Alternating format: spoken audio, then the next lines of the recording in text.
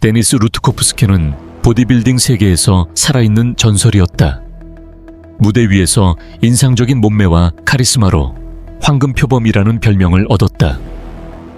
그러나 이 강렬한 이미지 뒤에는 학대, 스테로이드, 그리고 상상할 수 없는 비극적 운명으로 이끄는 선택들이 숨겨져 있었다.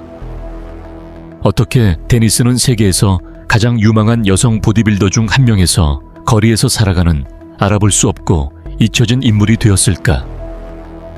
이 영상에서는 데니스 루트코프스키의 몰락을 초래한 파괴적인 사이클을 밝히며 그녀의 급격한 성공, 내면의 투쟁, 그리고 스테로이드 사용이라는 선택이 가져온 참혹한 결과를 탐구할 것이다. 끝까지 시청하면 그녀가 어떻게 이 약물들로 인해 모든 것을 잃고 정체성마저 잃게 되었는지 알 수 있을 것이다. 데니스 루트코프스키는 그가 62년 5월 10일 펜실베이니아주 앨런타운에서 태어났다. 어린 시절부터 그녀는 타고난 재능을 보여주었고 리듬 체조와 육상에 매료되어 규율과 신체 훈련에 깊은 애정을 갖게 되었다. I was a gymnast when I was 7, 8, 9. I'd say 7 to 11 I was a gymnast. And then after a gymnast I ran track. And then after track I was on the swim team. So I was basically, really athletic. I jumped from one thing. You know how kids are. They jump from one thing, they get bored of one, go to another. I was always athletic. And then, I was the cheerleader and the baton twirler. And then for a while when I got into high school, I kind of just got tired of everything and kind of hit the books for a little bit and, quit training altogether as far as athletic for a couple of years, and then I started teaching aerobics, which led me into bodybuilding, and voila. 그녀의 운동선수 같은 체격과 결단력은 곧 보디빌딩 세계로 이어졌다. 1980년대 말 데니스는 본격적으로 대회에 출전했다. 7살부터 11살까지 체조를 했고 그 후에는 육상 선수였어요. 그 다음에는 수영팀에 있었죠. 전반적으로 매우 활동적인 아이였죠. 항상 뭔가 새로운 것을 하고 싶어 했고 고등학교에 들어가서는 모든 게 지겨워져서 잠깐 공부에만 집중하고 운동을 멈췄어요. 그러다 다시 에어로빅을 가르치기 시작하면서 운동을 다시 하게 됐죠. 그녀의 성공은 거의 즉각적이었다. 여성스러움과 힘이 조화를 이루는 몸매로 1990년 NPC USA 챔피언십에서 우승하며 프로 자격을 얻었다. 그녀의 성공은 곧바로 주목받았고 여러 브랜드가 광고 계약을 제안했다. 데니스는 보충제 광고, TV 프로그램, 보디빌딩 잡지에서 중요한 얼굴이 되었다. 모두가 그녀가 미스 올림피아 우승으로 경력을 정점에 올릴 것이라 기대했다. 그러나 그녀의 커리어가 발전함에 따라 데니스는 정점에 머물기 위한 끊임없는 압박을 느꼈다. 여성 보디빌딩의 경쟁은 치열해졌고 많은 선수들이 경쟁력 있는 몸을 유지하기 위해 아나볼릭 스테로이드에 의존하게 되었다. 완벽함과 더 극적인 몸을 추구하던 데니스 역시 결국 스테로이드 사용에 빠지게 되었다.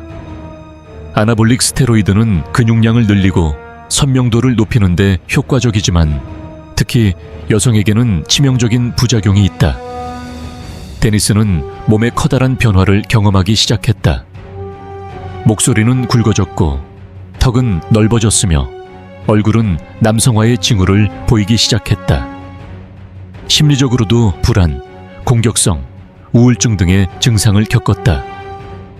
그럼에도 불구하고 데니스는 계속해서 약물을 사용했다.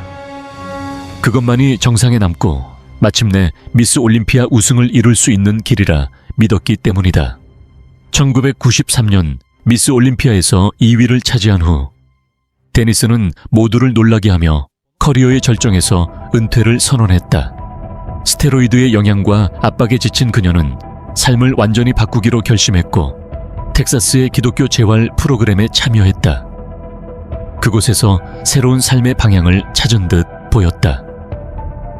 이 시기 동안 데니스는 소외된 사람들을 도우며 자선 행사를 조직했고 지역 아이들을 디즈니랜드에 보내기 위한 모금 활동을 벌였다.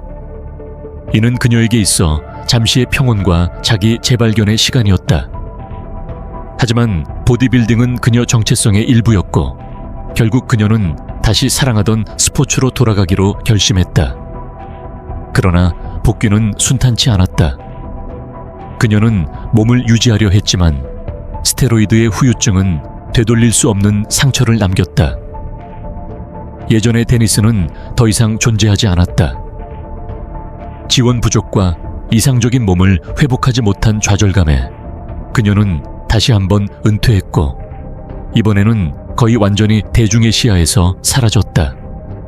수년간 데니스 루트코프스키에 대한 정보는 거의 없었다. 그녀가 다시 스테로이드를 사용하기 시작했고 삶이 무너졌다는 소문이 돌았다.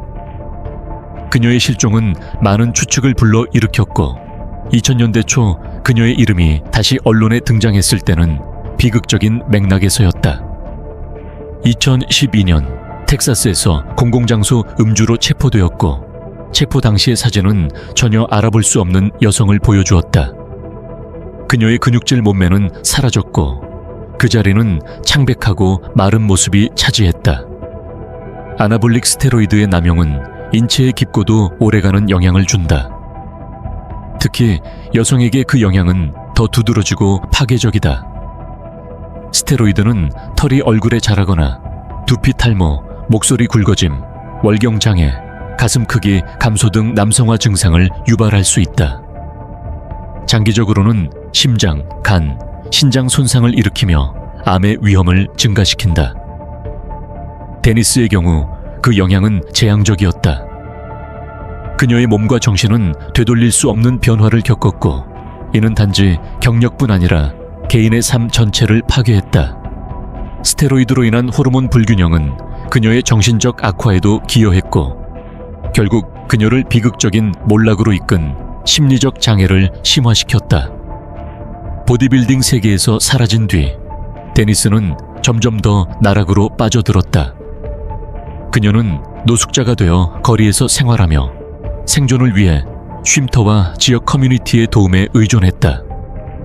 그녀의 상황은 너무도 심각해서 그녀의 어머니와 몇몇 가까운 친구들이 그녀를 위해 음식, 의복, 그리고 의료 서비스를 제공하기 위한 모금 운동을 시작했다. 하지만 이러한 노력에도 불구하고 거리에서 벗어나는 일은 여전히 오늘날까지 이어지는 끊임없는 싸움이다.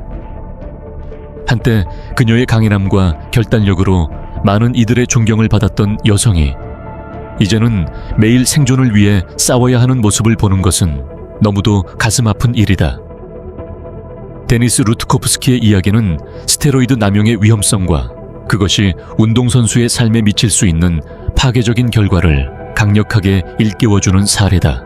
보디빌딩에서의 위대한 꿈으로 시작된 여정은 결국 파괴와 개인적 상실의 악몽으로 바뀌었다.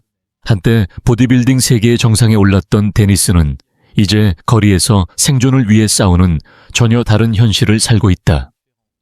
그녀의 삶은 극단적인 선택의 결과와 명성의 덧없음을 보여주는 고통스러운 교훈이다. 데니스는 약물 남용의 유일한 사례가 아니다. 아래 영상에서 스테로이드 사용 전과 후에 가장 극단적인 변화를 직접 확인해보자.